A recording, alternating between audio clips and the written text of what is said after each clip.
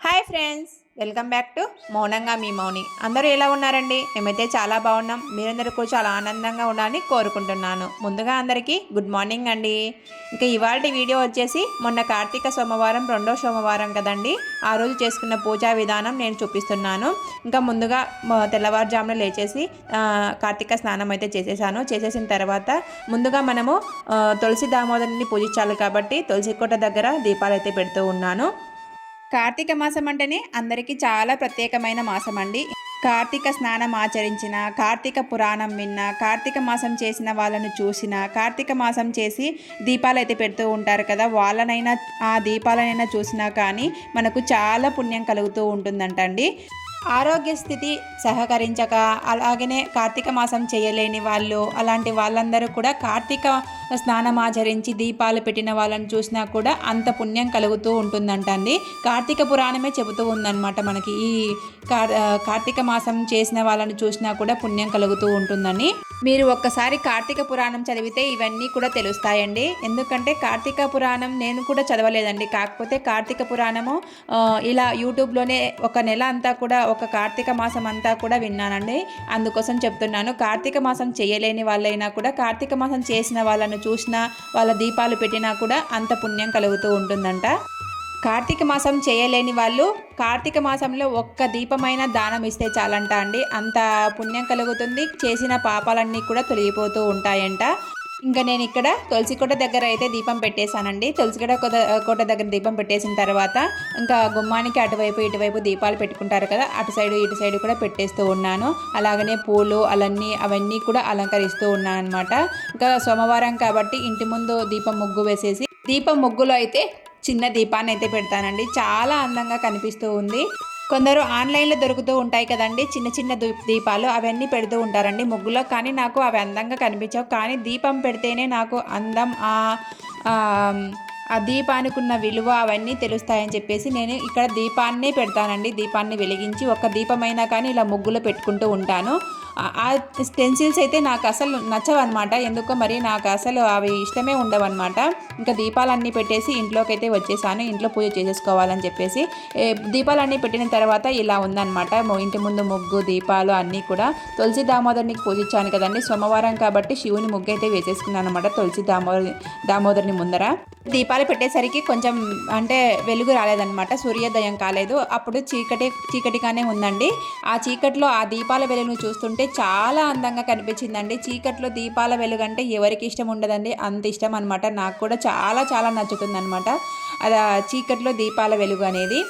చీకట్లో దీపాల వెలుగు అనేది మన జీవితానికి సంబంధించిన సామెత అండి. చీకట్లో అన్ని కష్టాలు వచ్చినప్పుడు చీకట్లాగా అనిపిస్తుంది. ఆ చీకట్లో ఒక్కరన్నా హెల్ప్ చేసిన వాళ్ళు ఉంటారు కదా, అలాంటి వాళ్ళను అంటే చీకట్లో దీపం పెట్టిన వాళ్ళు అని అంటూ ఉంటారు. అలాంటి వాళ్ళని అందరినీ ఆ సామెత అయితే చాలా చాలా మనకి ఈ కార్తీక మాసంలో బాగా వర్తిస్తుందండి.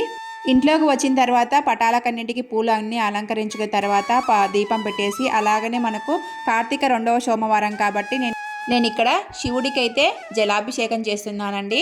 ఓన్లీ జలాభిషేకంతో మాత్రమే అభిషేకం చేస్తూ ఉంటానండి. ఇంకా ఏమి పెరుగు, అలాగనే పాలు, పంచదార ఇవన్నీ ఏం చేయనన్నమాట. ఓన్లీ జలాభిషేకం చేస్తూ ఉంటాను. ఆ శివుడి మీద ఒక్క స్పూను అంటే ఒక్క చెంచా నీళ్ళు వేసినా కూడా పొంగిపోతాడంట అండి. అందుకోసం అని చెప్పేసి ఓన్లీ జలాభిషేకం మాత్రమే చేసేసి, అలాగనే ఇంకా తర్వాత హారతి ఇచ్చేసాను అనమాట. హారతి ఇచ్చిన తర్వాత ఇంకా శివలింగాన్ని అంతా కూడా తుడిచేసి మళ్ళీ తర్వాత పూజ చేస్తున్నాను. మనం ఎప్పుడూ కూడా శివుడికి ఫస్ట్ గంధాన్ని పెట్టాలంట అండి. శివలింగం ఎప్పుడూ వేడిగా ఉంటుందంట. ఆ వేడి తగ్గించేది గంధమే కాబట్టి గంధం పెట్టి మనం బొట్లు పెడుతూ ఉండాలంట శివలింగానికి.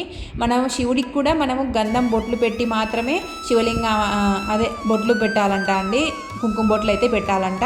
ఆ శివుడు కూడా వేడి ఎక్కువగా ఉంటుందంట అండి. వేడికి ఆ వేడి తగ్గడానికైతే మనం ఇక్కడ గంధాన్ని అయితే ఉపయోగించుకుంటాం. గంధం చల్లగా ఉంటుంది కదండి గంధం పెడితే, అందుకోసం ఆ శివలింగము గంధం పెడితే చల్లగా ఉండేసి మనల్ని చల్లగా చూస్తాడని చెప్పేసి శివలింగానికి గంధం పొట్టు పెట్టి మాత్రమే కుంకుమ బొట్టు పెడతారండి. నేను కూడా ఇక్కడ గంధం బొట్లు పెట్టి అలాగనే కుంకుమ బొట్లు పెట్టి ఇంకా శివుడికి బిల్వపత్రం అంటే చాలా ఇష్టం అంట కదండి. బిల్వపత్రాన్ని అయితే సమర్పిస్తూ ఉన్నాను. బిల్వపత్రం పెట్టేసి ఇంకా అలాగనే శివుడి పటానికి కూడా బిల్వపత్రం సమర్పించేసి చిన్న పూల రేకులు ఉంటాయి కదా, ఆ పూల రేకులతో నేను ఇక్కడ ఇంకా శివాష్టోత్తరాలు అయితే చదువుతూ ఉన్నాను. నాకు వచ్చిన స్తోత్రాలన్నీ కూడా చదువుతూ ఉంటానండి. రాని స్తోత్రాలన్నీ కూడా బుక్లో చూసి చేసుకుంటూ ఉంటానన్నమాట. ఇంకా నేను ఇక్కడ శివాష్టోత్తరం చదువుతూ ఆ శివుడి మీద పూలను అయితే సమర్పిస్తూ ఉన్నాను.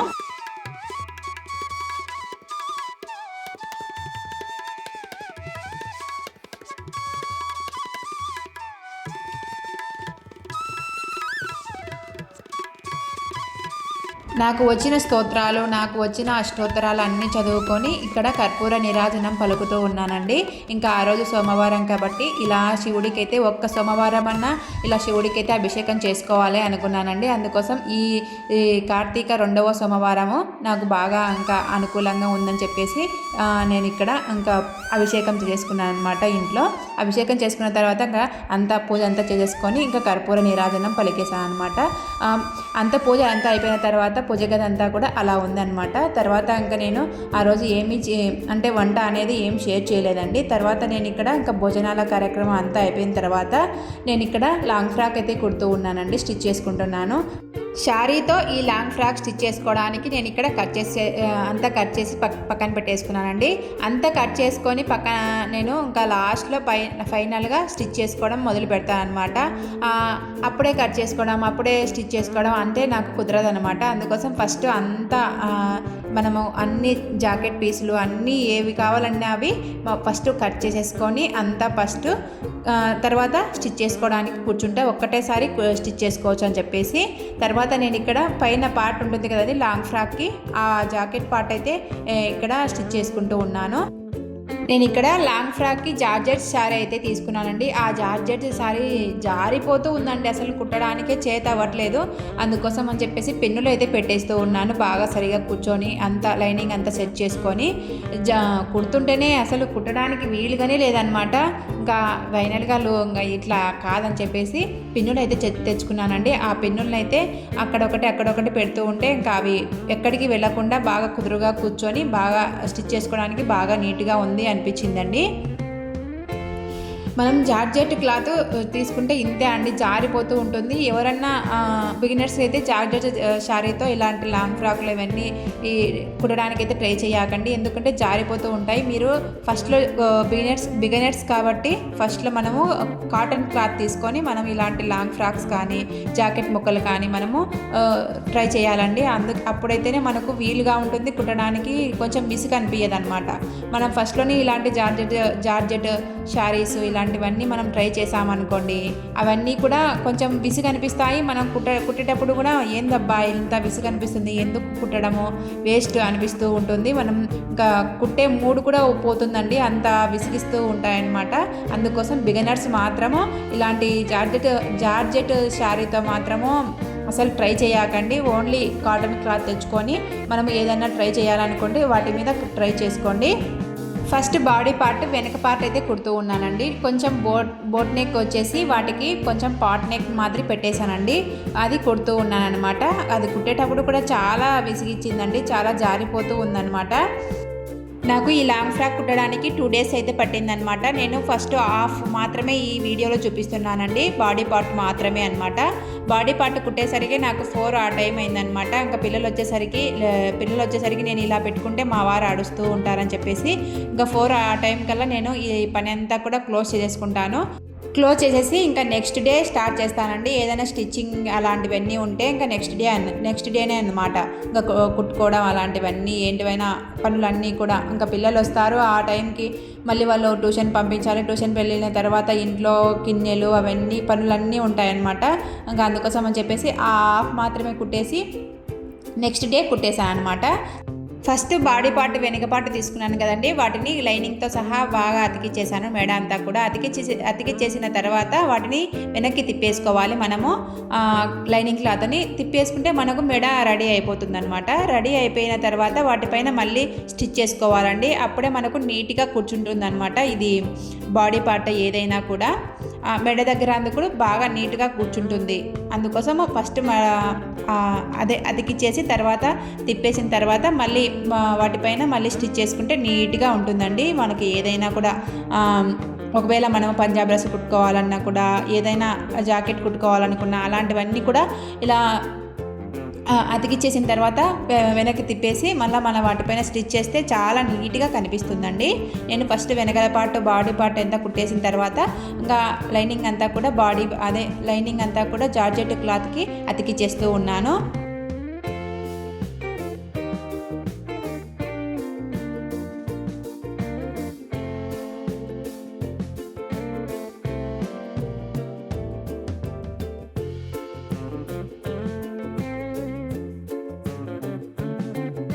లైనింగ్కు బాడీ పార్ట్ అతికించేటప్పుడు మనం కుచ్చుళ్ళు రాకుండా క్లాత్ అంతా కూడా ముడతలు లేకుండా బాగా నీట్గా కుట్టుకోవాలండి. అప్పుడే డ్రెస్ అనేది నీట్గా కనిపిస్తుంది.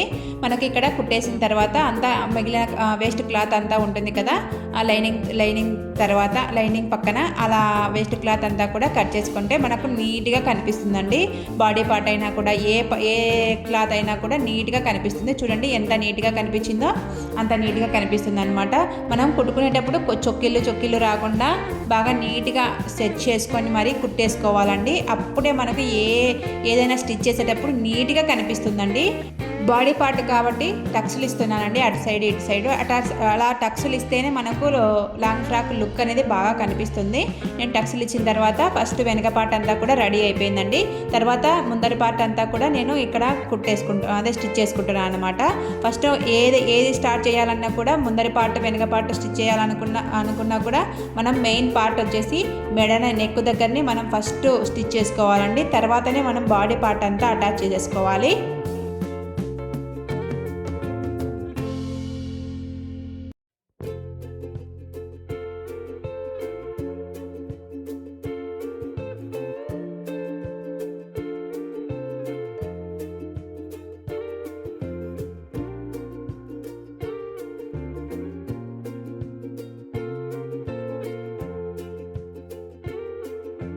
ఇంకా బాడీ పార్ట్ కూడా నేను ఇక్కడ అంతా వెనక్కి అంతా తిప్పేసి అలాగనే ఇంకా మళ్ళీ పైన స్టిచ్ చేసుకుంటున్నానండి. స్టిచ్ చేసుకుంటే మెడ పార్ట్ అంతా నెక్ పార్ట్ అంతా కూడా బాగా నీట్గా కనిపిస్తుంది. అలా స్టిచ్ చేసుకున్న తర్వాత ఇంకా మళ్ళీ లైనింగ్ అలాగనే జార్జెట్ క్లాత్ను అటాచ్ చేసేసుకోవాలి. అటాచ్ చేసేసుకున్న తర్వాత మనము ఇంకా బాడీ పార్ట్ అనేది రెడీ అయిపోతుంది. మనకి ఇక్కడ కొంచెం స్టిచ్చింగ్ ఐడియా ఉండి ఓపిక్గా కుట్టేసుకుంటే మనం ఏ డబ్బులు ఖర్చు పెట్టకుండా ఇంట్లోనే కుట్టేసుకోవచ్చు అండి. ఇలాంటి లాంగ్ ఫ్రాక్స్ అన్నీ కూడా నేను చూడండి బాడీ పార్ట్ అంతా కూడా కుట్టేసి చూపిస్తున్నాను. ఇలా వచ్చిందనమాట బాడీ పార్ట్ అంతా కూడా. నా వీడియోస్ మీకు నచ్చినట్లయితే లైక్, షేర్, సబ్స్క్రైబ్ చేసుకొని ఉంటానండి. బాయ్.